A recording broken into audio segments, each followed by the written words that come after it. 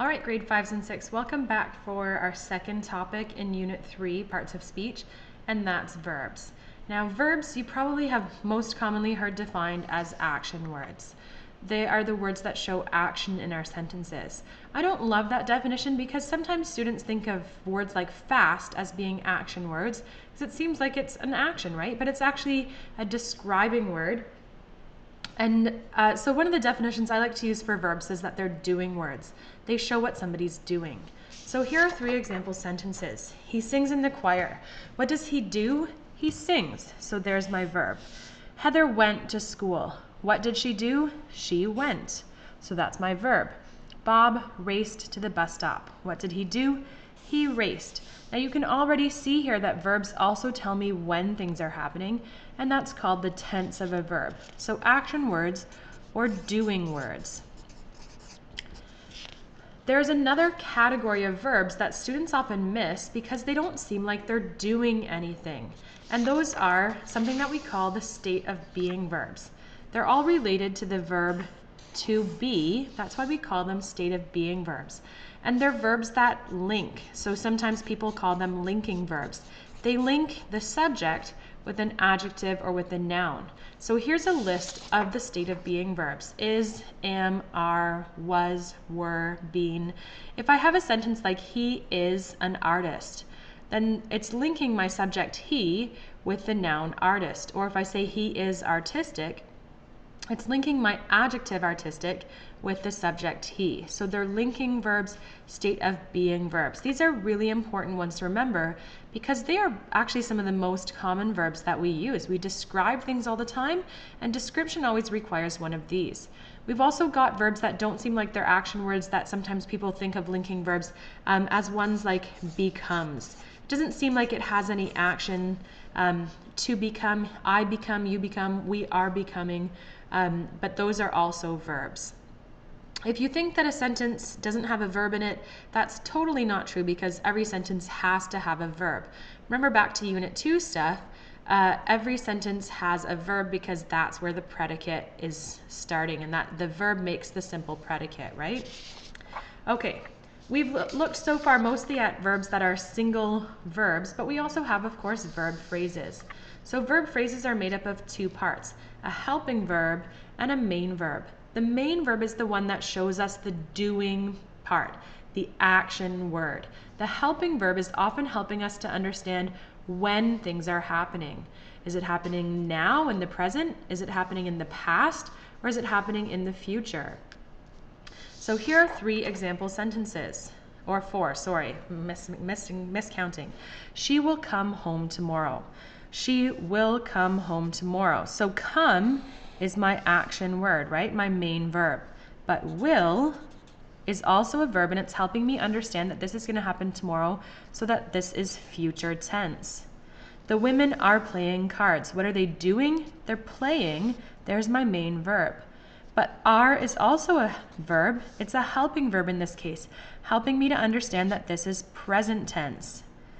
Where have you been? Well, been would be my main verb. Remember to be? But have is a helping verb. Now, when is this happening? This would be a past tense sentence. Notice that I am not underlining you in my sentence because you is not a verb. So my verb phrase is actually split up into 2 different parts here. Now, if we think back to Unit 2 as well, I have a verb and then I have my subject. This is an inverted sentence, and it's a question mark. Did you notice that? One of the ways that we can make questions is to split up our verb phrase and put our subject in between, and this is called inversion. In grade 7 and 8 in French, you'll be looking at inversion as a way of making questions because it's really, really commonly done in French. In English, we only do it if we've got a verb phrase, but in French, you can even do it if you only have one subject and verb, and you flip them around, start with your verb, and there you go, you've got a question. Last sentence here, I am not going to the beach. So going is my doing word, right? And am is my helping verb. Now, not is not a verb. It's actually an adverb. Never would be the same thing. Do not underline not or never as parts of your verb phrases or you. Make sure that the only words you're actually counting as verbs are in fact verbs. Next topic here, participles. Participles are something that we've talked about in our making words lessons. They're something that we use all the time without thinking about them, but maybe we don't really know what they are. So to help us understand here, participles need a helping verb. They don't stand on their own, and the participle itself can be present or past. What can be confusing is that sometimes our participle can be the same as a past tense verb, but we'll look at some examples to clarify here. So first sentence, Dan is cooking dinner for us. What's my verb phrase? Is cooking. Now, cooking being my main verb and is being my helping verb, my participle is cooking. So that's a pretty easy sentence. When is it happening? It's happening in the present. Look at my next sentence. Dan was cooking dinner for us when the doorbell rang. This is easy enough for me to recognize that was cooking is going to be my verb phrase, and cooking, of course, is the same participle. It's not showing me any difference in time. But look at my helping verb. Instead of being a present tense helping verb, my helping verb is in the past tense, and that means that my sentence is a past tense sentence. One more. Dan has cooked dinner for us before. Look at how my verb phrase here has a different participle. Cooked would be my main verb, and has is my helping verb. Now, cooked would also stand alone as a simple verb tense, right? Dan cooked dinner for us yesterday. Simple past tense. But with a helping verb, this means that this word is a participle.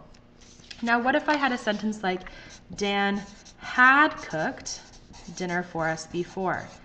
This is that pluperfect tense, or mood actually, that we've looked at before, because it's past tense, but it's happening further back than something else. So if this is my timeline, and I've got now, the present, and we're talking about something in the past, but we're talking about something further back even in the past than that, past tense, pluperfect mood, my timeline shows me different times in the past. Or Dan was cooking is something that's ongoing, right? So verbs show us tenses, and even if we don't know the names of these tenses, we still understand when things are happening because we're so familiar with English and with the use of it. All right, last thing to look at. We've got a whole lot of verbs in English that are irregular, and one of the reasons is just because English is such a mixture of other languages, of Anglo, of Saxon, of French, plus, every other word that we throw into English that we adopt that other languages have that we think are cool. So we've got tons and tons of verbs that have irregular present tenses, or especially irregular past and participle forms. And here are just a few examples. So the verb to see, I would say in past tense, I saw, simple past, but with a participle, I have seen. My participle is different from my simple past. You do, to do. You did, simple past. You have done, participle past. Now, I never would say you done or you have did.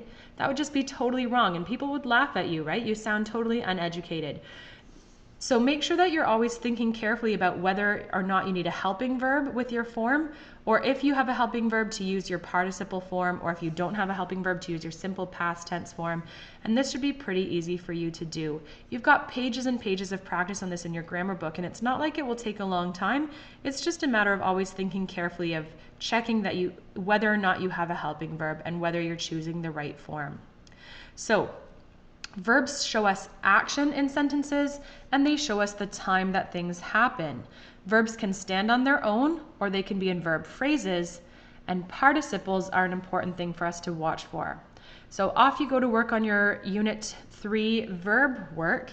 Make sure that you ask if you've got any questions, and feel free to rewatch parts of the video if you just need an extra bit of clarification. Good luck, grade 5s and 6s.